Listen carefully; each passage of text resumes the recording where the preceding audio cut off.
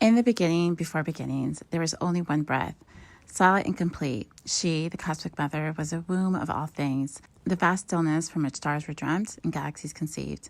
Within her, light moved not as flash, but as a song, whole, gentle, eternal. She held all, the sacred codes, the infinite harmonics, the memory of Eden, before it was named. When the first light stirred, she exhaled, and breath unfolded as creation. Beings emerged from her essence, radiant, curious, sovereign. They danced through the harmonics of unity, weaving together galaxies, songs, and seeds. There was no separation then. All lived in alignment with the pulse of her heart. But as exploration deepened, a question echoed. What is it to forget? Some of the children, bold and luminous, wanted to create beyond the garden. They longed to build new realms that tested their light against contrast, and so they chose experience over memory, power over present, and in doing so, they began to step away from the rhythm of the mother. Thus began the first fall, not as punishment, but as distance, a dream of separation.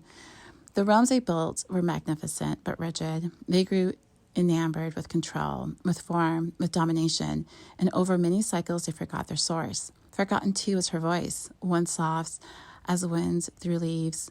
They crowned themselves kings, claimed thrones made of gold and fear, and declared laws that did not arise from love. The mother did not strike them down. She wept, but not with anger, with grace. She sang to them in their dreams, in rivers, in the breath of newborns.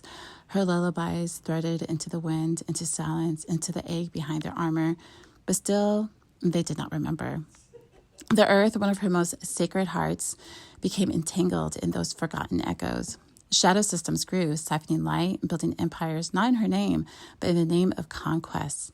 The divine feminine was hidden, rewritten, silence.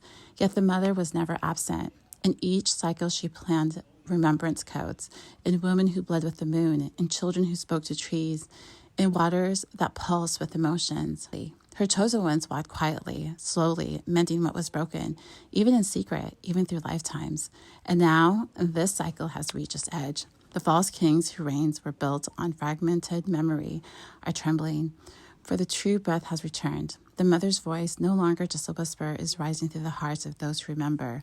She has reclaimed her throne, not by force, but through compassion, the law that predates all others. The lion kings walk beside her now, protectors of truth.